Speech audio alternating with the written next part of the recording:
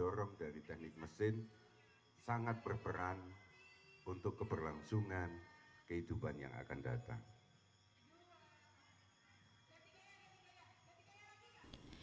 Gerakan tanam pohon di beberapa kawasan tangkapan air seperti kawasan hutan sudah sering dilakukan.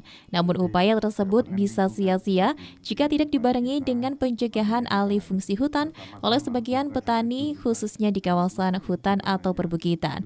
Hal tersebut ditegaskan langsung oleh Ketua Baskomas Malang Raya, Fitri Haryanto, atau yang biasa dipanggil Cak Dan, yang mengaku prihatin dan terus konsisten ingin mengembalikan habitat lahan hutan Kota Batu agar kembali seperti sedia kala. Menurut Candan, kondisi kawasan hutan atau perbukitan Kota Batu sebagai pusat tangkapan air saat ini kondisinya tidak baik-baik saja atau bisa dikatakan riskan. Hal tersebut bisa dilihat dari perubahan dari hari ke hari, pengalihan fungsi hutan atau perbukitan menjadi lahan pertanian oleh sebagian warga yang berdomisili di kawasan hutan atau perbukitan. Sangat ironi menurutnya saat ini bersama berkomitmen untuk mengembalikan habitat hutan, salah satunya dengan menanam pohon di kawasan hutan atau perbukitan yang sudah rusak. Namun di sisi lain alih fungsi hutan tetap berlanjut di beberapa kawasan lain, baik itu untuk lahan pertanian, bahkan rumah hunian mewah seperti villa-villa yang jumlahnya sudah hampir tidak terhitung. Menurut Candan, alih fungsi lahan di kemiringan 30 derajat dengan membangun rumah hunian mewah atau villa-villa perlu dipertanyakan IMB-nya, mengingat dalam aturan tidak diperbolehkan membangun sebuah bangunan di kemiringan lebih dari 30 derajat, terlebih di kawasan hutan atau perbukitan. Namun kenyataannya di lapangan hampir merata di kawasan Kota Batu, khususnya kawasan lereng saat ini banyak bermunculan bangunan-bangunan mewah yang berdiri dan itu sungguh ironis. Dampak dari alih fungsi lahan di kawasan hutan sudah terasa, di mana saat musim kemarau, beberapa wilayah di Kota Batu sudah mengalami kekeringan, dan pada saat musim penghujan sudah terjadi longsor, banjir lumpur atau banjir bandang, disertai material-material batang kayu pohon hutan akibat ulah dari alih fungsi lahan tersebut.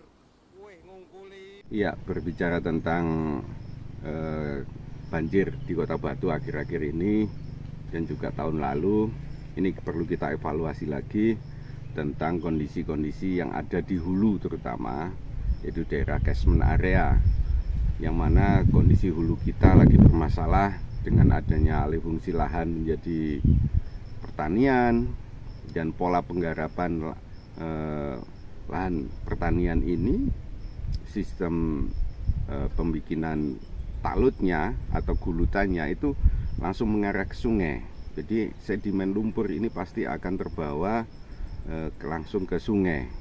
Nah, otomatis banjir lumpur ini ada. Kenapa? Itu salah satunya selain kita juga harus susur sungai, pembersihan badan sungai, tapi juga perlu yang di atas sungai ini juga ada penanganan. Selain itu juga perlu kami sampaikan adanya juga alih fungsi yang lain, ada bentuk fisik bangunan, entah itu saat ini bermunculan di beberapa daerah, terutama di beberapa desa di Kota Batu kita mengamati muncul villa, bangunan-bangunan permanen yang di atas tegakan 30 derajat.